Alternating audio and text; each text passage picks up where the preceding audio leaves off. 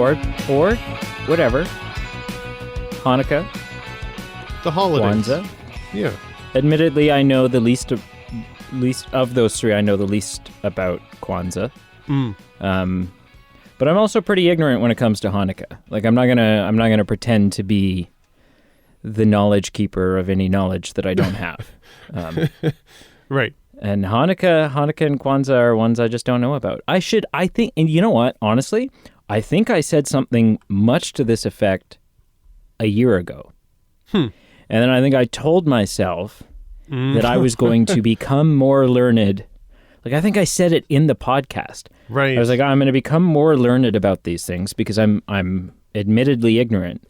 And I have not. So, but I still have a month. I still have the rest of December. So mark my words. Yeah. Before the year is out, there will be a shilling for every... No, I will... I'm going to learn. I'm going to learn about Hanukkah and Kwanzaa. Okay. And then I'll take you to class. Please. About it.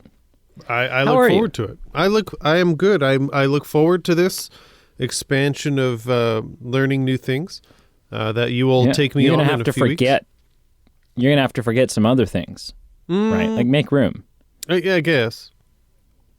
Yeah. But, so you're good though. I've been good for a week and a half now, and you know why? Like, actually, never mind. I can't tell you on air. But another reason I'm happy. Preparation H is kicked in, and you are no longer feeling the itch and burn of hemorrhoids. No, but another reason I'm happy is this is our first Christmas episode of the season, obviously, and all four options were equally, I'd say, well, not equally popular, but all had some reception. A lot were really well received, but going into this vote, I was beyond content because no matter which film won, I would have been absolutely fine watching any of them because most of them are on my yearly to watch list. And I was just riding high and I was happy, and I kind of went with the vibe of the vote, and I was like, let the people do what they want, and no matter what, I will be happy. Yeah, I think there's only one option. There's one option that, either way, ultimately I was going to be excited to do a Christmas movie no matter what. Sure. I think there was one option. I was like, oh, for the love of Kringle, please, just don't. I don't want to watch that. Just because Christmas is like December. I don't watch Christmas movies outside of December, typically as a rule. Not as like I know I will not. I just, it's like, okay, well, I just feel like I'm lying to myself. Like I'm not emotionally in the spirit until December 1st rolls around. Sure. And then I'm in the spirit, and okay, I'm ready for Christmas movies, and it's such a short window. Oh, very. Yeah. And there's so many Christmas movies I want to watch, which means if it's not like top tier Christmas movie for me, I struggle to for lack of a better term, waste my time on it. You only have so many bullets, and you have to use them wisely. Right. Like, you only have so much time. It's not so much about, it's kind of like opportunity cost. Like every time that you don't use to watch a movie that you actually want to, you're kind of behind. I hear you. You get me. I hear you. But yeah. So because you asked how I am. Sorry, I always No. I always wonder how you are. Don't even wait for me to ask you. Just always assume I'm wondering how you are. I'm sore. Oh. I'm sore and shaky, weak. I feel weak. I have so I think I've mentioned this. Recently, I dusted off the login to my YouTube channel. Mm-hmm. And I've been uploading videos. Nice. And the college program I'm in right now, actually, I've got I have a course that's about It's about like social media presence, as far as it pertains to like radio stations, but also just like how to gain an online following. And one of so I have an assignment in that class where I have to make and upload a YouTube video. Nice. Which was, I was like, golden. I've got like 100 links that I can just copy and paste and say, hey, here's my submission. But it had to be a new YouTube video, which was a total pain in the ass because I've just sent my camera away for repairs. So I had to shoot this all on my cell phone, which could have been way worse. It's still is far superior quality to the cameras that I used 9 years ago. Sure. But yeah, so anyway, so I used that opportunity to make a video that I was planning on making anyways. Nice. Starting on December 1st, I am embarking on a push-up challenge. Oh. This started out, which is not, it's in no way original. Everyone does push-up challenges on YouTube, it would seem. Actually, I think Abraham Lincoln invented the push-up challenge. Yeah, I think he was. He had just completed when. Never mind, that's not a good joke. Never go with the assassination joke. It's just not. So no. Yeah, you know. So in my mind, I've seen a bunch. It was like 100 push-ups for 30 days in a row. Okay. And so that was my plan. Except I thought, well, it's far more poetic to do, like everyone's done 100 for 30 days. So let's do 100 for 100 days. Wow. Because, 100 push-ups, 100 days in a row, just seems poetic. Rolls off the tongue nice. Fits nicely on a t-shirt, whatever I decide to do. Yeah, totes. And so I posted that online, and someone, Jordan, who's been on our show, said, and I believe this is a direct quote, "That's nuttin'." Or nothing. He could have said nothing. But either way, he was throwing some shame. He's like, Wow. Well, whatever. So anyways, we back and forth a little bit about it. And to make a very long story short, today is the first of 100 days in which I do 200 push-ups. A day? A day. So I did 200 today. And just by that, like I started out and I did 30, I did a chunk of 30. Okay. And it went really well. Sure. And then the chunk of 30 was followed by a chunk of 15, maybe another chunk of 15, then a chunk of 10, then another chunk of 10. So you break it up into manageable portions. Manageable portions, but still as like I want to keep the muscles going, right? Yeah, so still in as short a period of time as I can. Gotcha. Okay. Yeah. Despite everything I've read on the internet about how important it is to take rest days, I was also getting some flack for that, so I will not be taking rest days. But no, you should do. That's part of the recovery process. Like that's if you want to see results, you should. Well, yeah, I don't know. I gotta figure it out now. At this point, sure. It's a content thing. But I was thinking to myself, as much as I didn't want to do 200, my anytime I talked about 100 a day, my girlfriend was incredibly and wonderfully unsupportive. And she was like, she was very skeptical. She's like, I don't think you can do that. And I had no doubt in my mind that I could do 100 in a day. Sure. Yeah. I had no doubt. And today was proof of that because the first 100 came relatively easily. Sure. And you know what? That got me thinking. Like, I'm like, okay, yeah. Like, I've spent 3 weeks referring to this as a push-up challenge. Yeah. And if the challenge is something that I have no doubt that I can easily achieve, then how dare I refer to that as a challenge?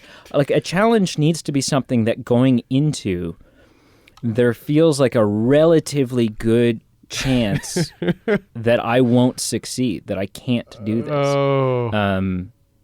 And so that's it. It's the 200 push-ups for a 100-day challenge, and I'm sore. today sucked. I think tomorrow will be hell. Tomorrow's going to be awful. It's going to be awful.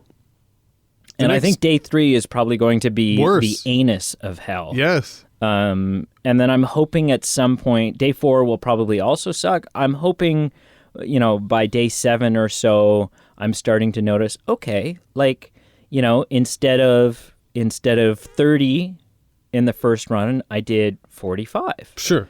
Right. And so I'm hoping it will gradually become, easier. And in the middle of like around push up 110, I downed a glass of almond milk mixed with some whey protein. So I'm going to give my body every chance that it can within the parameters of the challenge that I've set out. I'll alter the terms of the condition or the condition of the challenge if I need to, but not until I feel like I have to. Right? I really don't want to. I want to be able to barrel through this. Wow. So partially because it's a challenge, and partially because it's if I suffer, that's better content than okay. So for sure. I did some push-ups and got a little better each day, and I'm a better person for having done it. Right? Like. Yeah. No one wants to watch that.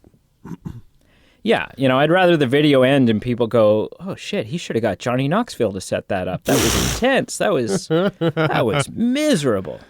Right? So I've got 3. Anyways, Christmas. No. 3 things I want to say. Oh, okay. Okay. 1. Sure. 1 is good for you. That's cool. 2 is and I don't mean this is a critique. I'm just commenting. I feel like there's a lot of worlds kind of colliding here. Like there's the actual physical fitness, like there's rules and standards. There's the social media, like what's good content. And then there's also like the human aspect of like, I want to challenge myself. So I feel there's a lot of colliding things here. Be interesting to see how that changes going forward. But the third and the final thing is the only thing I can relate is I did some personal training probably a year and a half ago, 2 years ago.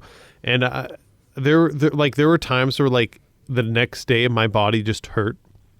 And like I would drop something on the floor, like, I don't know, my social insurance number card. And I would like, I'd literally As you do. I would just literally be like, screw it. I can't get it. It's done. I'll just walk away. It's not worth the effort. Like there were things I couldn't do because my body hurt. So I guess I'm just saying you will need off days, but you'll let your body do the talking. Yeah, and I'm going to see how it goes. Like, Sure. 2 things I'll reply to that. One, to your second point, this could end up being a Black Mirror episode. Who knows? Now, I'll be disappointed if it's not. If it's not. The second thing, or the third thing, that's the thing that, like, I was thinking about this earlier. I've like, today was intense, and I've had sore, miserable days after intense workouts before. Sure. Yeah. And I'm expecting tomorrow to be no different. Sure. With the exception of tomorrow when I'm sore and miserable, I have to do another 200 push-ups. Yeah. That's what's got me shaking in my boots. Yeah. But anyway. Anyways, Christmas. Home Alone 1. A John Hughes written film. Mm-hmm. A Chris Columbus directed film. Correct. A John Williams scored film. Absolutely correct. That's a lethal cocktail right there. Yeah. To take a script written by John Hughes. Sure. Allow Chris Columbus to direct it, and then sprinkle in some John Williams. Forget who's in it. That is a foundation. Sure. Then you take a relatively fresh off of Uncle Buck, Macaulay Culkin, and you toss him in. Yep. You add the loveliness of talent such as Catherine O'Hara. Oh, yeah. And then in a weird turn, which no one would likely suspect, you add a little Godfather Mafia Goodfellas, Scorsese pizzazz with Joe Pesci. Right? You take Joe Pesci, you take a mobster, and you stick him in a comedic slapstick role, and you shake it up a little bit, and you see what you end up with. Which is a side note. Like throughout my whole life, I've never identified him as like, oh, he's the guy from Goodfellas or Casino.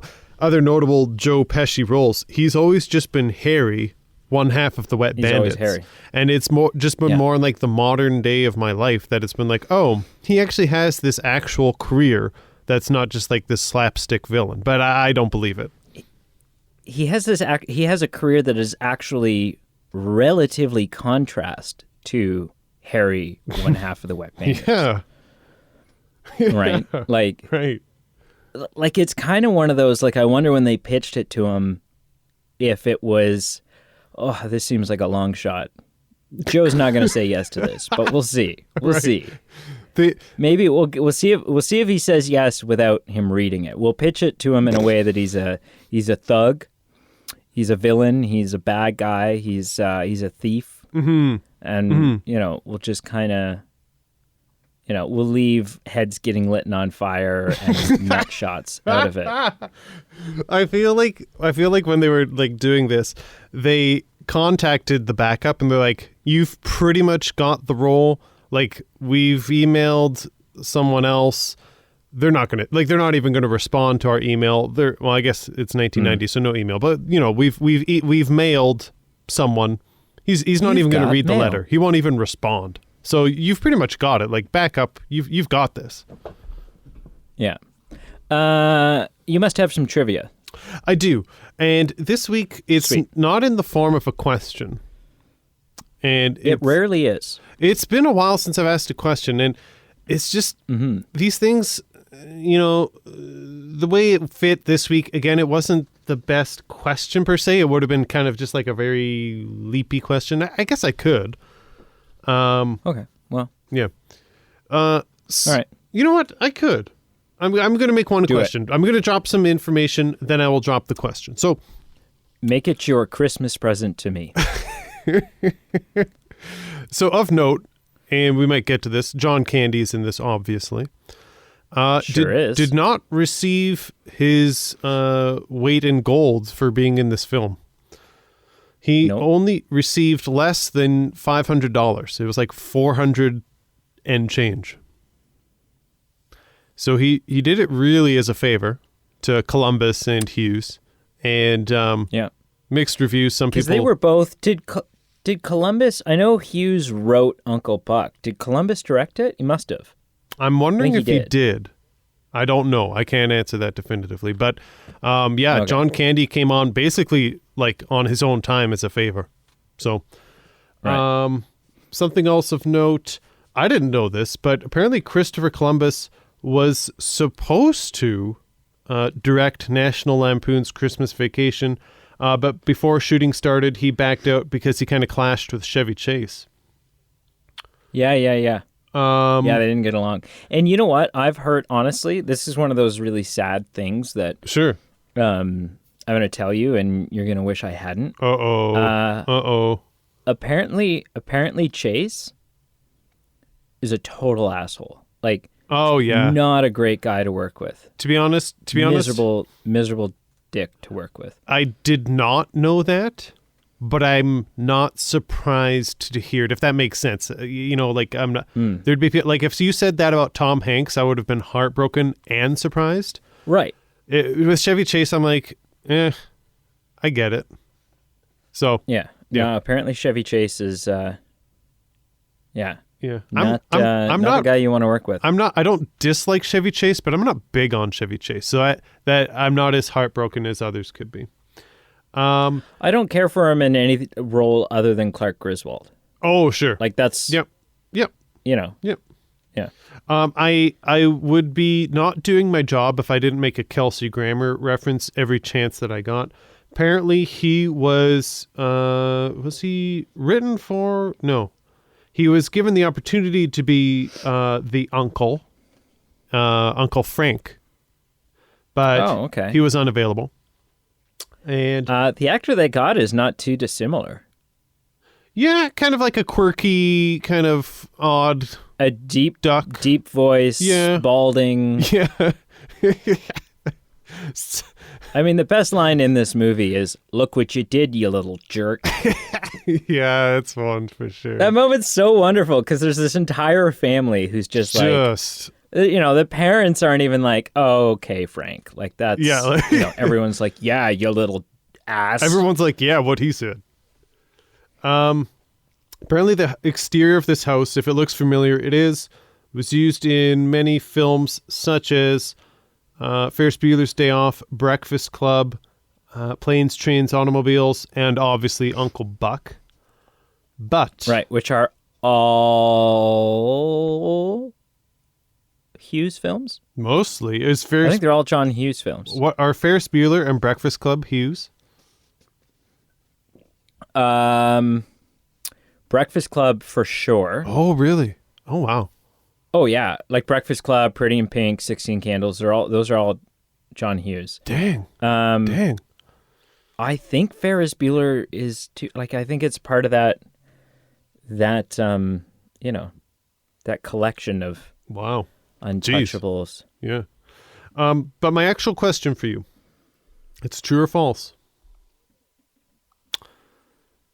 Is Home Alone, the first one, 1990, is Home Alone the highest grossing live action comedy ever? Taking inflation into consideration. I feel like it. I don't have a definitive for that. All I have is just highest grossing. So I can't. I'm assuming inflation would be included, but right, because the film's 29 years old. Yeah, 30. No, 30. 30, like to the day. To pretty much. I'm assuming inflation has to be taken into account, but I don't know for sure. Got to. I mean, you've got so much in there. You've got Ghostbusters. You've got the highest. I'm going to say no. Okay. I don't know what I would. I don't. Yeah, and I mean, is this including like DVD sales and stuff like that, or is this just box office? Just says highest grossing, my source. So it doesn't get into the nitty gritty of like, well, it includes the Blu-rays, but not the VHS, but includes rental. I can't. I'm gonna say no. I'm gonna say no. But if you tell me yes, I won't. I'm not gonna. Cool. I won't curse you and say you're a liar. It's not. According to my sources, it was for quite a period. So it held the record for the highest grossing live action comedy ever until 2011 when it was overtaken by The Hangover Part 2. Oh, that's a shit film to lose that title to. I kind of feel bad even dropping that piece of like knowledge on you because it's like, hey, amazing accomplishment by an amazing film, and then it was overtaken at the last minute by like scumbag Steve. You know what I mean? Like, but I guess the thing to glean from that is it was hella successful, and it held some records for quite some time, and it's still better than The Hangover 2, which I've never seen, but I just assume based on merit alone. Yeah. Okay. Cool. Yeah. Thank you for making a question of that. Anytime. I teased you and said I have a hot take. I think before we started recording, I said I have a hot take. Sure. I don't know if you want to start with that. Or I'm fine to go whichever way you want. Any direction. Okay. John Williams. Yes. Who has scored films such as Superman. Wait a minute. What? No. Continue. Oh, okay. Superman. I'm just curious. Christopher Reeve. Oh man. Superman that we all know. Sure. Jurassic Park. Oh boy. Indiana Jones. Oh boy. Jaws. Here it is. Star Wars. The one and only. Hook. Yeah. And then a smattering of others that I can't think of right now. A whole Harry blast, Potter. a whole blast of others that, like, even if anyone, like any professional in that career, just had one of those on their resume, it'd be like, wow, good for you. But he has like 12 of those. So, he's got more than 12. The guy's got he's just... No. I'm talking like just 12. Amazing. I'm just talking like the 12 that we can't name. Oh, okay. So here it is. Sure. If you're ready. I've got an idea where this is going, but I don't know if I'm ready. I think you do, but not to the extreme that you're thinking. Okay. If he were only able to, like, if he was applying for a job to score a movie, which is not how it works. You just pray and hope that John Williams will do your film. Yeah, exactly. But, alternate universe, John Williams is, the new live action Power Rangers reboot is coming out, and John Williams just wants a piece of that pie. And he only had room on his resume for 3 films from his career. Okay. Yep. Home Alone and the score for Home Alone belongs in those 3. I think this is... and I would, you know what? I would almost go as far as saying if he could only put 2 on. Whoa! I think next to Star Wars, I think this is John Williams at his absolute best. Wow. I think he, again, with the exception of Star Wars, I don't think he's ever brought his A game the way that he does in Home Alone. So... That is a hot take. So here's what I have to say about that. It's a tough thing because John Williams' work is all so good that I can't argue against that because it's like Home Alone, fantastic soundtrack. I can't argue and say that you're wrong. I'm probably just going to disagree with you, just saying there's 72 amazing soundtracks that he's done. I feel like you have to be wrong just based on, like, if you can only pick 2, how do you pick those 2? So I'm just saying logistically you have to be wrong, but practically I can't fault you for what you're saying. Do you know what I mean? Yeah, I think what I love so much about it is not only is it earth-shatteringly iconic and recognizable, but you also, like, if you were in a store listening to, there's like the music going on in the radio in the background. Sure. Like, I don't know. If you were there and the Home Alone theme song was playing on the radio. Sure. You would, before recognizing, oh wait, this is the theme from Home Alone. Right. You would just think to yourself, oh, there's Christmas music playing. And that's to say that, like, Star Wars, yeah, it's a theme from a movie. Indiana Jones is a theme from a movie. E.T., Jaws, whatever else. It's all just, they're themes from movies. Home Alone, the Home Alone score has almost transcended a theme from a movie and has in and of itself become Christmas music. Has become, like, name another film that someone scored where you could put on this song with the the fireplace channel where it's playing Christmas music. Yeah. That song could come on, the Home Alone theme song could come on, and you wouldn't ask yourself, why the hell is the Home Alone theme playing right now? You would go, ooh, yeah, Christmas music. Like, this song makes me feel warm and toasty. Sure. This song, this is good, Christmassy spirit kind of, you listen to it and you picture nighttime, you picture Christmas lights, you picture sort of the magic of Christmas, which seems to only flourish and happen at night because that's when all the magic of, obviously, that's when witchcraft is afoot.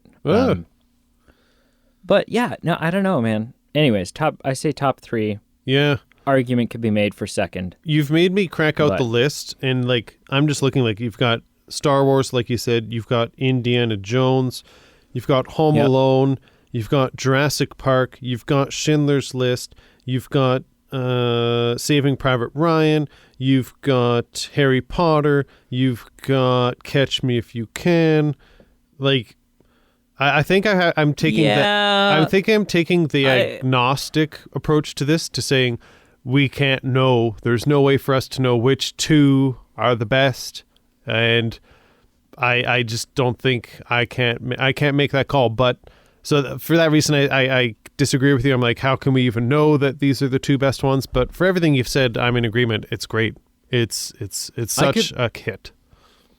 I could be making a ridiculous, completely unfounded comment here. Sure. But I feel like nobody cares about the Catch Me If You Can soundtrack. Of all of them I just said, I could maybe take that argument. Like, I don't know how much of it is just me absolutely loving that film. I will agree it's not as transcending as, say, Schindler's List, Home Alone, Star Wars, etc. So I can take that one. I think it's an amazing soundtrack, but it's also in my top 10 films. But anyway. Cool. Yeah. All right. Anyways, let's move on. Home Alone. Home Alone. Potentially one of the most iconic Christmas movies ever. You could argue, and this is my first note up here, and I feel... I'm trying to think of the other options because we had The Holiday, we had The Muppets Christmas Story, and we had Christmas with the Cranks. Yeah. And all good films. I feel like this is the... Christmas with the Cranks is easily the least iconic on that list. 100%.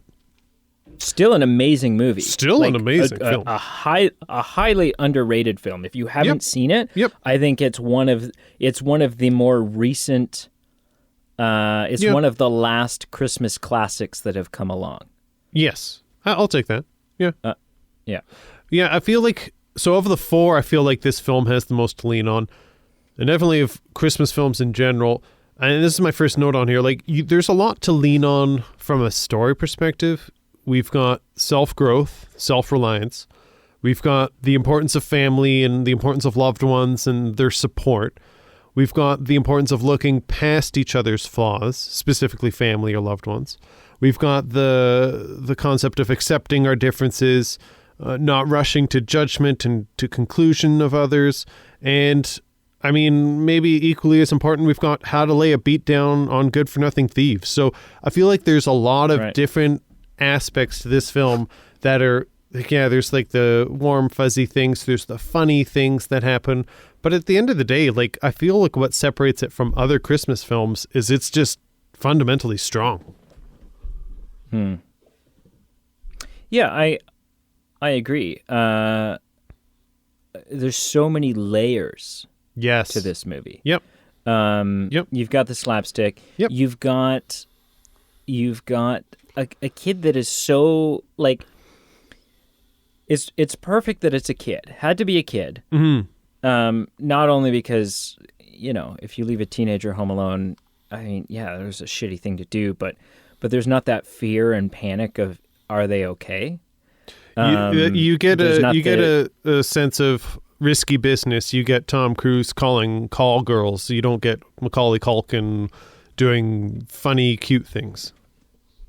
Well, yeah, and a teenager is going to be, although no one can argue that Macaulay Culkin, Kevin McAllister, doesn't hold his own against the Wet Bandits. Sure.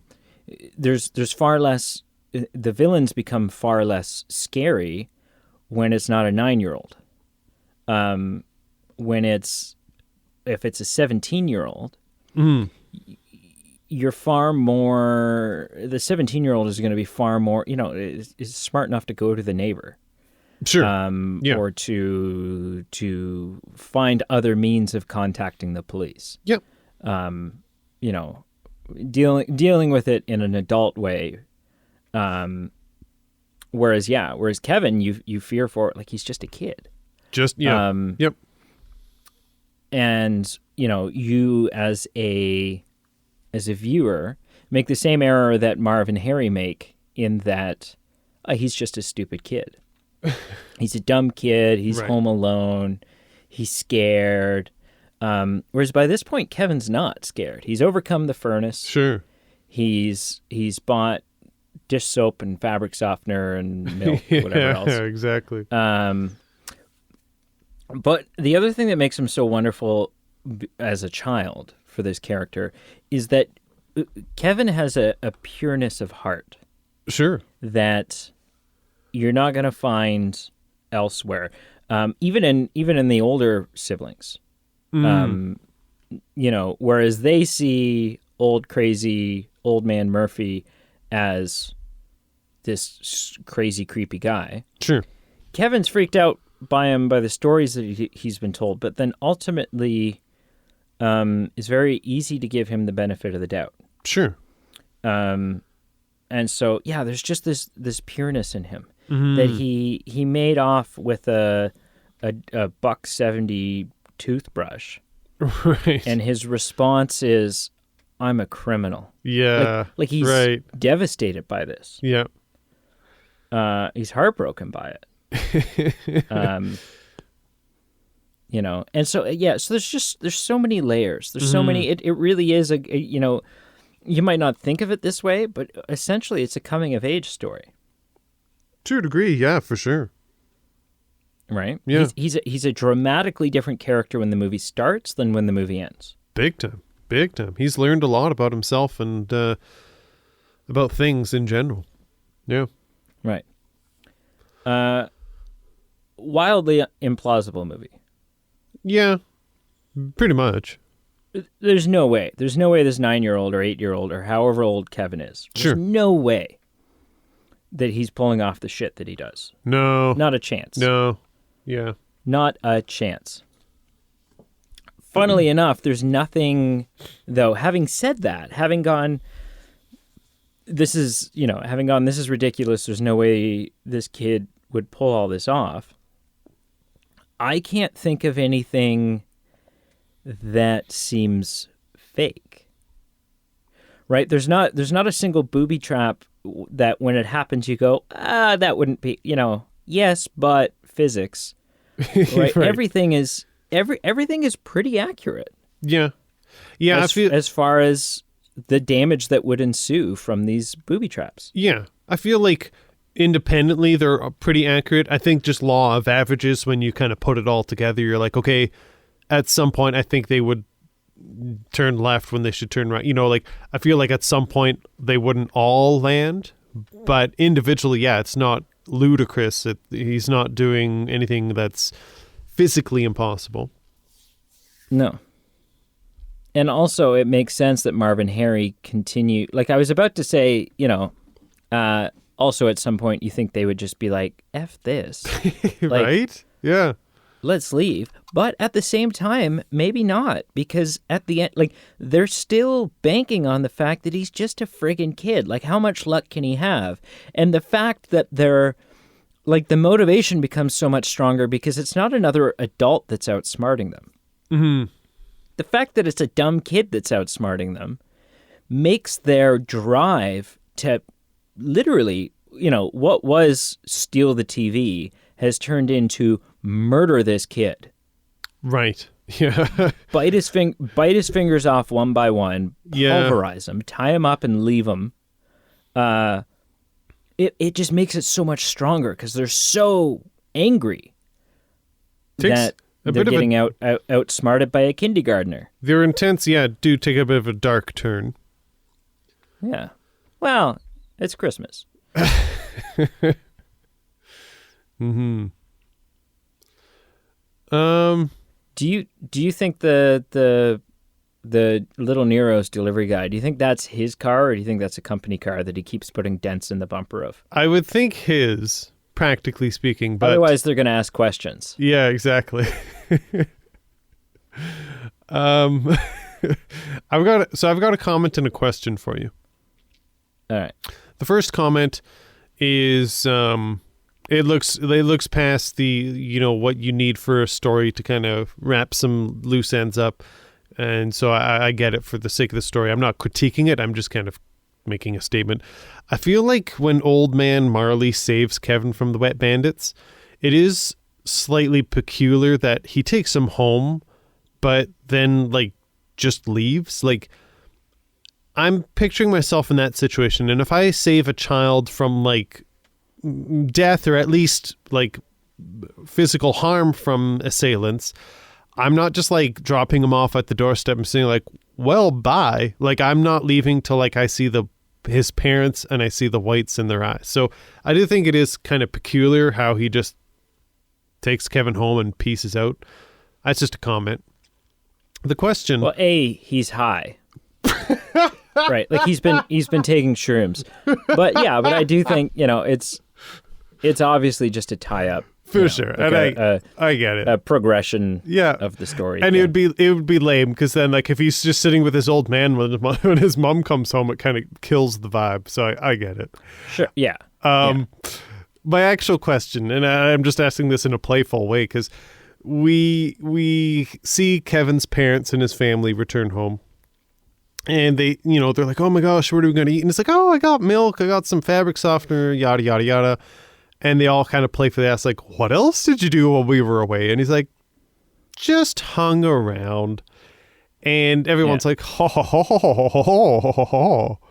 And I am genuinely curious. Like, does his family ever find out what happened either like now or in the future? Like even in the timeline of Home Alone 2, like do they ever find out what's happening to their child, that he's like fighting crime to the degree of like a vigilante?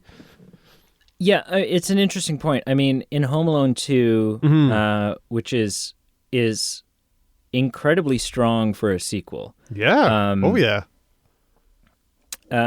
It's never alluded to. No. Right? The fact that he was left home alone before is alluded to. Yep. But what transpired that night is never mentioned. So I don't think so. And it raises the question of like, has Kevin been to bed? Because with the exception of a gold tooth lying on the floor, considering what's happened, this house is immaculate. Yeah. He's done all this, and then he's decorated. Yeah, exactly. True. Oh, yeah, that's true. You're right.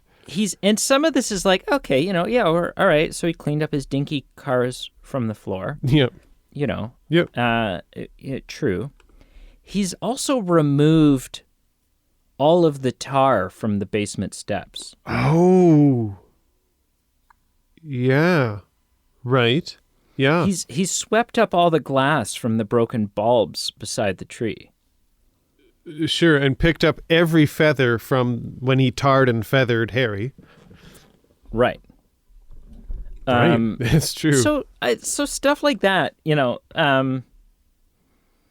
he's de-iced the front step because his mother didn't like. Can you imagine like the realistic version of this movie is that Kevin does all this. He cleans up for the most part. Yep. But not perfectly because he's 8 years old. He's 8 years old. Yeah. Goes to bed. Yep. As you do. As one does. His mother comes rushing home in the morning to love him and greet him and tell her she's so sorry. But never makes it in the house because she breaks her neck on the front step and she dies. I was going to say break a hip, but that's one step up. Whoa. Oh, no. She's obliterated. Oh. Wow. Right? Like, he obviously de-ices all the steps. I don't know. Yeah. So to answer your question, no. I don't think they know. Okay. I don't think they find out. Yep. And I don't know about any of the other 17 sequels. What happens in those train wrecks? Other than 2, who cares? Yeah. And the one that's on the way. Ugh. There's like a Disney Plus reboot, remake. Because the third one isn't Kevin. No. The third one is a different kid. And the third one apparently stars Scarlett Johansson, apparently. Yes. Yeah, she's in it. The third one... Listen, the third one is watchable. It's not bad. The third one's fun. Okay. The fourth one I've seen pieces of a couple years ago. I think it was like on TV, and so I like tuned in and out type of thing. Total trash. Has Stuart French in it, returns as Marv. Marv comes back. Really? Wow. But Marv dressed the way that Harry's dressed, so it's really confusing. What? That's and I don't so know, weird. like, yeah, it is weird. And what also is weird to me is like, it's, they got Stuart French because it's like a lower budget. It was like a straight to TV thing. Yep. But how expensive could Daniel Stern be? Like, I get not being able to get Joe Pesci back, but Daniel Stern, for sure. Like, I don't know, is he doing anything? Daniel Stern seems like the type of guy that would maybe come back for $150 and like a tuna fish sandwich. Like I don't know. But yeah, and so it's like the fourth one, Kevin's parents, it's Kevin again. Yeah. Played by a different kid. And his parents have gotten divorced or something. And now he's like staying with his dad for Christmas in some ridiculous mansion. Right. And and then the fifth one, I can't tell you anything about it. I know it's called Home Alone Holiday Heist. I know that it's on Disney Plus, and I know with a 79.9% certainty that you should not waste your time with it. The only thing I can add to this, because I haven't seen those more recent ones, I feel like watch the third one. If you haven't seen the third one, watch it. I'll take your advice. Might not be today, might not be tomorrow, but I will be open to your advice, and I will probably watch it in my lifetime. But the one thing I will say that the Tobey Maguire Spider-Man films have in common with Home Alone is that there are really only 2 in each series. Yeah. Three and beyond do not exist. Well, you know what? Home Alone 3 and Spider-Man 3, I would say, are on equal footing. Okay, that's fair. Very, very watchable. Sure. Really not as bad as we make it out to be. But not good. Great. But not good. Okay. And not as good as the first 2 by a long shot. Sure. Yeah. That's fair. Yeah. I don't know. This movie's so good. I do love it. This is I don't know if it'll be posted by then, so this may be a spoiler. Sure. Home Alone 2 is going to be an option in our final Christmas vote for 100. this year. Yep.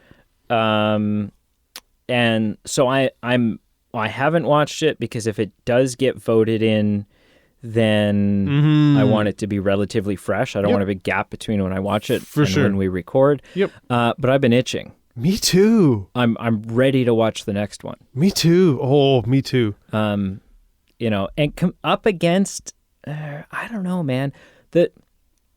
This vote was such a wild card to me. Mm-hmm. It was such a roulette wheel. It was anyone's game, and I feel like the next one really is as well. Yeah. Yeah.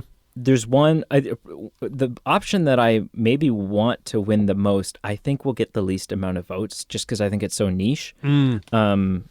But yeah, no, but it again, it's such a mystery bag. Like sometimes we go into votes and it's like, oh, okay, well, yeah, it's gonna be between this one and this one. I have no idea. I didn't know this time, and I don't know what's gonna happen in our next one either.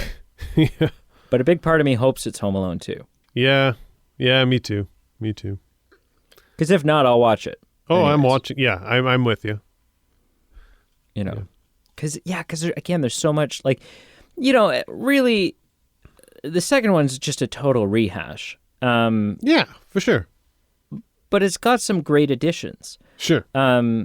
you've got in from the rehash sense, you've got the Central Park pigeon lady instead of Old Man Murphy. Right. Yep. You've got his uncle's house, house, which is like under renovation and stuff like that. Sure. But you've got this whole extra. I think what makes the second one work is this whole extra level that's added in with the addition of Tim Curry as the hotel manager. Yes. And just, I don't know, that's so golden. Yeah. And the fact, like, although they rehash it, I don't want to get too much. I'm not going to talk about it. Don't. If we review it, then I need that meat on that bone. You need it. I need it. Do you have anything else? Like, I don't know. I could talk we could ramble all day about this movie. Oh, and it would just keep coming back to, it's so damn good. It is like pretty good. It's amazing. It's very quotable. Three rapid things that I'll just go like bang, bang, bang off before we give our scores. Okay. The one is, this film has something in common with The Sound of Music. In our home, there was a part that was skipped over, or at least fast forwarded. It was the tarantula scene at the end where it's like climbing on Harry. My family is not big on spiders. What a shame, because what a great scene. It's great. Oh, it's hilarious. Because the screams, a little piece of trivia, that scream is dubbed in. Okay. So that scream track is separate, and he did a silent scream when they filmed it, as to not freak the shit out of the spider. Right. Oh, true. Interesting. But that, and then just like the pain, like out of all the things that they endure in this that are incredibly painful, when he nails him in the ribs with a crowbar, oh God, like it's a great scene. That alone is like, they're probably just laying there waiting for the cops to come and scrape them off the ground. I mean, yeah. Oh yeah. The other thing of interest, I did a bit of an inflation calculation. So they got 10 pizzas plus tip in 1990. Modern day, they spent the equivalent of $211 on pizza. And the last thing, it's the cliche question. Everyone asks it. I'm going to ask it again. But what in the actual hell does Kevin's dad's brother, so Kevin's uncle, what does he do that he can afford to pay for all his family and extended family to fly to Paris because he misses them? And it's it's Kevin's dad that's paying for it, isn't it? No, I always thought it was the dad, but I rewound it. I'm pretty sure they said Kevin's uncle was transferred to Paris and he missed the family, so he's paying for all of them to fly over to visit for Christmas. Okay. I always assumed it was the dad too. Well, okay, so the question is either way. Like, I think the answer...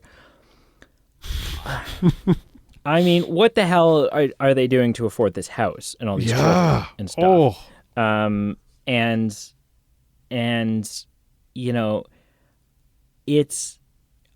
I think the answer is the same. Obviously, it's some sort of criminal operation. Sure. But it's like a family thing, right? So his brother's overseeing the European branch of their operation. Yeah. But it's clearly not good what they're doing. Yeah. Clearly. It would have to be. Yeah. It would have to be. Oh, yeah. But funny information. Well, sure. I went to in the film, the house number that they say is like 671 or something. Yep. That is the actual street address of the house. I saw that. In Winnetka something. Illinois, right? What state? Illinois. Winnetka, Illinois. But what's interesting is if you go on Street View, okay, every house on that street is blurred out. Oh, really? And I don't know, like the houses are blurred out. Right. And so I don't know, like, it's just, is that, and they're all like effing ridiculous houses. Oh, like yeah. the Home Alone houses. Is that something, if you have a shit ton of money, do they like blur, can you, is that like an extra layer of, because my house isn't. If you want to go on Google Images and look at my house right now. Yeah. You've got your own issues there, but I can see you can through, do it. I can see through your window. I can like see you in the shower. It's so clear. Yeah, it's a live feed, which is I don't understand. I don't understand why my shower backs onto the front bay window. That's a weird architectural. But don't worry about it. It is. It's good. It's all good. Our guest in next week's episode, Stéphane Duchesne, would probably approve. Yeah, well, showering on display. You know, I guess it's a more modern design for a house. Yeah. So yeah, I don't know. But it must be something, it's some bougie feature if you've got a shit ton of cash. Yeah. That you can say, no, on Google Images, I would like my house to be blurred out, please, Mr. Google. And then they have to oblige. I don't know. Yeah. 0 to 10. 0 to 10. Where does Home Alone fall? Okay. One last thing. I just saw that. I have to say this. It's really quick. Most of John Candy's lines were improvised, which makes me miss him even more. It makes me sad that he passed away a couple years after this film. A Canadian legend. So I realized I just skimmed over that. I had to mention it. Love him in this film. I felt the same way when we were watching it, and you see him do all of his stuff. They're in the back of the Cube van, and he's going around. He's talking about everyone else's family. He's trying to get her to play the clarinet. She's not having it. Or he's listing off the polka hits that he's had. Polka. Yeah, and it's like, and I just, it's the same way. It's the exact same feeling I felt while watching Harry Potter when it came to Alan Rickman. Just this like, okay. I'll never see anything new from you. Oh, yeah. Yeah, I see what you mean. And what a sad, Yeah.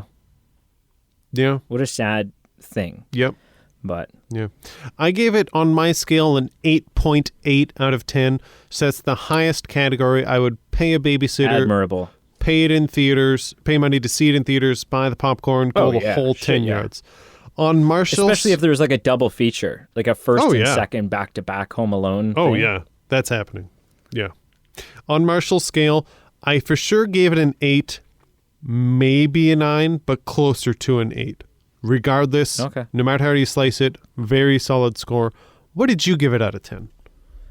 This Home Alone, without doubt, is a 9.4. It's cool. If you get real nitpicky, you can probably find some issues with it.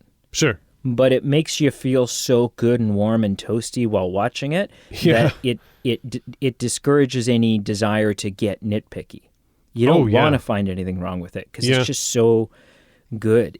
I can't tell you how many times I've seen it. Mm-hmm. But it's a film that I can easily watch every year, and it doesn't get old. No. It just feels right. Yeah. It's Christmas, which means Home Alone. It's just so damn good. Yep. It's lightning in a bottle, this film. Yeah. And so is the sequel somehow. It's amazing. 9.4 through and through. Cool. Did you watch anything this week? I don't think so. I'm trying to rescale in my brain. I think it's still our family is just watching the James Bond films, which we are reviewing. So I think it's just that. I'm watching the cartoon Beauty and the Beast with my daughter, which is basically to say we watch like 10 minutes of it, and then she kind of gets up and gets bored, and then we go and play and do something else. So it's been like 4 weeks, and we're not even halfway through. But not really. I haven't really watched anything this week. That's one of the travesties I feel of COVID. I haven't seen you in forever. Oh yeah. We're approaching a year. Oh my gosh. 3 months off. 2.5. We're about 2.5 months off from a year since I've seen you. Yeah, that's true. which is it sucks. It does. It honestly does. But what sucks even more is that it means that like it's almost a year. It's 8.5 months. No, 9.5 months of your daughter growing and changing and developing, which at that age is an eternity. Right. Night and day. For sure. Because the last time I saw her, she was like relatively fresh. Like, oh yeah. Couldn't, anytime, like the only time I held her, she couldn't support her own head. She couldn't, right. Like it was a very new baby. That's true, actually, which is kind of strange to think about. It's bizarre. I see the odd picture that gets posted online, and I'm like, "Whoa! Like that can't be right." but yeah, and so it's another shame. It's a shame that that development is not something that I've been able to share in with you guys. But yeah. Let's just say we are all ready for COVID to be done. Yeah. All I want for Christmas. Yeah. What did you watch this week? I watched continuing watching Pirates of the Caribbean. Oh, okay. Yep.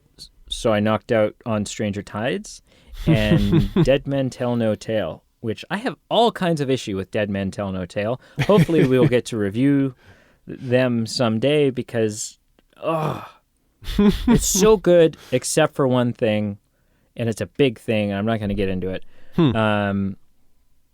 The other thing that I'm working through is I'm rewatching The Conjuring universe. Watching it with a friend who had not seen them, and so now I'm watching it in timeline order, whereas before I watched it in order of release. And so last night I watched The Conjuring, which I still think is the best one in the series. It's so good. It is, but it's super pretty spooky. solid. As we were watching it, like the apartment was completely still. We're sitting there watching it, and like I don't know, half an hour into the movie, there's an audible glass hitting glass or something moving in the apartment. Dang. Yeah, and like no pets, no wind, no nothing. So we like paused the movie and investigated for like a good 10 minutes, and then went back to the movie, but ultimately was super on edge the rest of the time. Heck yeah. Yeah. So you never found out what the noise was? No. We even I tried to Sherlock Holmes it, and I'm like, okay, what could have shifted? Like reasonably, what could have, what is near glass that I have touched or interacted with today that was maybe waiting to fall, and a change in air pressure or something caused it to fall. Right. Like the furnace coming on changed I don't know. Just something. I couldn't find anything. Yeah. Weird. Couldn't find nothing. Weird. So, yeah. End it, man. Perfect. Well, if you haven't done so already, please like, follow, subscribe on all our social media platforms. The links are below. That's where we send out all our new information, all our future votes, where you tell us what movies to review. If you're feeling so inclined, check out our Patreon page and our merchandise page below. Our Patreon page is a way for you to help support the show, help us pay bills, help us to grow, and also it's a way for us to give you some perks, and there's various tiers, various levels, and if you're not at the level of supporting us in that way yet, no worries. A like, a comment on the episode page is much appreciated. We love hearing feedback, and please positively rate and review wherever you're listening to us. And thank you for listening. Thank you so very much. And remember, keep your treetops glistening and your eggnog strong. I don't like boozed up eggnog. Eggnog's good just without, Yeah. I don't know. The rum wrecks it. Oh, yeah. No. Plain. Have a plain.